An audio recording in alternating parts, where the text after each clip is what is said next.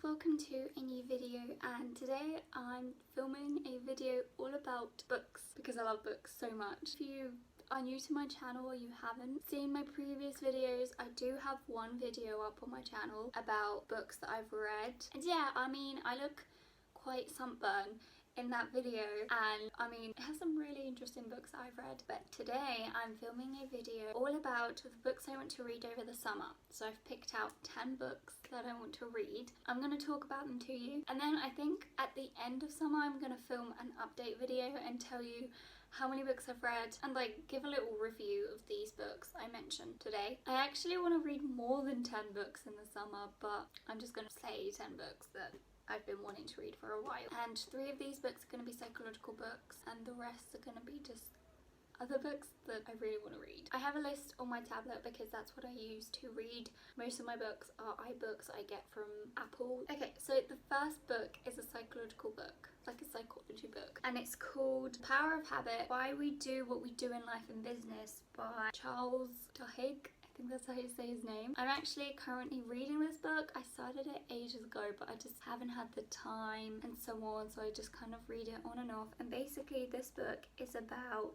our habits. It's about why we create the habits that we do, what we can do to break our habit, what we can do to create healthy habits and so on. And this book is split into 3 sections, I believe. I finished the first section, which is just like talking about habits and the very first experiments and studies and so on. And it has some very interesting things that I didn't even think about, and it's kind of complicated, I'd say. It talks about a habit loop, which kind of confused me for a bit because there's different types of these loops or whatever. But it's interesting, and it's definitely something that interests me, like forming new habits and so on. So I thought I'd give this book a try and see if it can teach me anything about learning to not procrastinate when I'm studying. The second book I want to read, and I actually want to order this book online, called The Marshmallow Test. You may have heard of this because this was like an experiment, and there's a book written about it. This book is by Mischel. I think that's how you say his name. This book is all about our self-control. So if you don't know what the marshmallow test is, it's basically they got these children to participate in a study where they were given a marshmallow, and the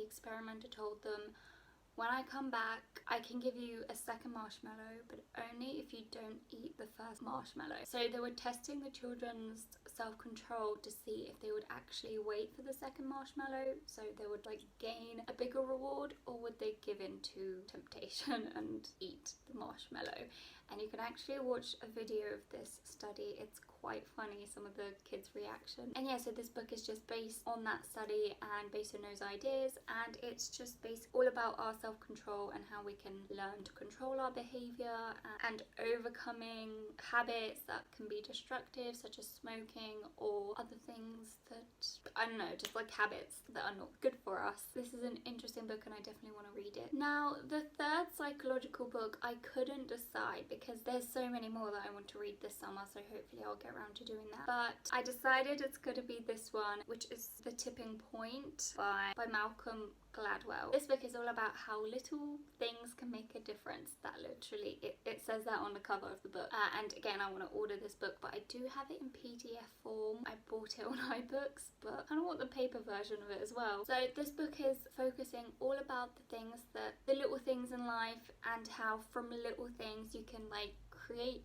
a difference. You can do something crazy, like one sick person can create an epidemic of the flu, and it's things like that. So yeah, it interests me because it's crazy to think that so much of our life is just based on decisions that we do and we don't do, and how one small decision can change our life forever. So I kind of like the idea of that, and this book kind of covers those topics. So that's why it's interested me and is why I want to read it this summer. The other book I wanted to read was by Philip Zimbardo, because if you don't know, I saw Professor Philip Zimbardo. He did a speech at one of the universities in my city, and he has a book on shyness that I really want to read because I'm a shy person myself and I'm interested in the topic. So that's another book, but I don't know if I'll get around to reading it. That's why I haven't included it in this list, because who knows. Okay, so now on to the other books. First one, which in this list is number 4, is I Have Lost My Way by Gayle Forman. I read her book If I Stay, and that left me an emotional mess. so I'm definitely a fan of this author. When I heard about this book, I was like, I definitely want to read it. So to put it into a quick summary, there's 3 characters that one day accidentally run into each other in a park, and they're able to confront their past and their stories. Through doing that, through confronting their past, meeting each other, they're able to find out who they really are and who they're like meant to be. I like this idea about finding yourself and finding who you're meant to be, and I like reading books I can relate to because it makes me feel less alone. So this one, that's why this one stood out to me so much, because I felt like I can definitely relate to this. The second book is One of Us is Lying, and it's by Karen McManus. I don't know how to say these names. So this book is, okay, literally, I'm reading you the description. The Breakfast Club meets Pretty Little Liars. So now you know why I want to read this. This book has Pretty Little Liars vibe, and if you don't know, I am a huge Pretty Little Liars fan. I've read all the books. I've read most of the books by Sarah Shepherd, and I watched the show and I cried. So I love Pretty Little Liars, and any book that is similar to Pretty Little Liars, I just definitely want to read it, and it's on my to-be read list. Literally, this book sounds amazing. It literally says, the story of what happens when 5 strangers walk into detention and only 4 of them leave. So it's got mystery, it's got murder, it's got the Breakfast Club vibe, and I just like, I'm so excited to read this book. Don't you ever just get a feeling where you're like fangirling over a book? Because same. This book, I cannot wait to read it. If you're interested in Pretty Little Liars, go and check it out. That's the basic summary of it. I'll let you know how the book is once I read it. The next book I want to read is called This Tiny Perfect World by Lauren Gibaldi. So This Tiny Perfect World is a book all about a girl that wins a scholarship to go into a theatre camp for the summer. This camp is all about being competitive, and there's all these talented people there, and she kind of like self-doubts herself. I like the idea of this book because the idea of chasing your dreams, the story of going after your dreams despite there being so much competition and so many other people that you may think are better than you. It looks like a book that's definitely going to motivate you in a way to follow your dreams and don't give up, which again is something that interests me, all about not giving up and going after what you want. So that's why it's on my to read list. The next book I want to read is A Step Toward Falling, and this is by Callie McGovern. This book is about a girl that's in high school, I believe, and one day she sees someone being bullied and she doesn't do anything, and then something happens and she has to take part in community service. So she starts to believe that she's doing the right thing, and then she doesn't know if she's doing the right thing after all. So this book, I like the idea of doing the right thing, and I don't know, it just seems like an interesting story. It seems like it has an interesting storyline. The next book I want to read is called Under Rose-Tainted Skies. It's by Louise Gornall.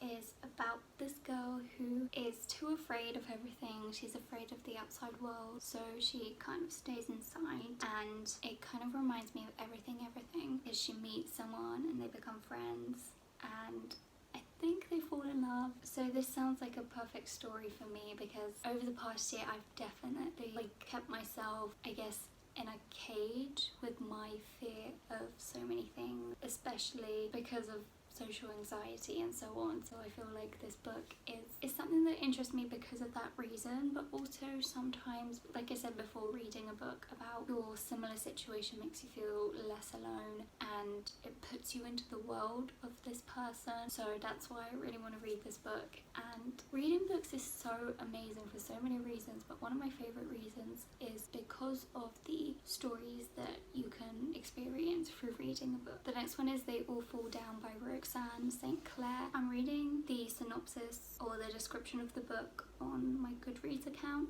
and I can't believe it wasn't on my to-read list. Like, that's crazy. I wanted to read this book for so long. The first sentence says, Pretty Little Liars meets Final Destination in this young adult psychological thriller. So I mean, psychology and Pretty Little Liars, that's all I'm looking for. This book, I literally just got chills reading the description for it. In high school, there's this list of the hottest girls in the school that someone comes up with, but then people on this list start to die one by one, and literally that sounds, again, okay, I'm fangirling again. It seems like my kind of book, so I'm so excited to read this. This book is called The Land of 10,000 Madonnas and it's by Hattemer, and this book is a perfect summer read because it's all about these 5 girls who backpack Europe, which sounds so cool. It sounds like the perfect summer read, especially if you've like just finished with high school or even university and you want to go traveling.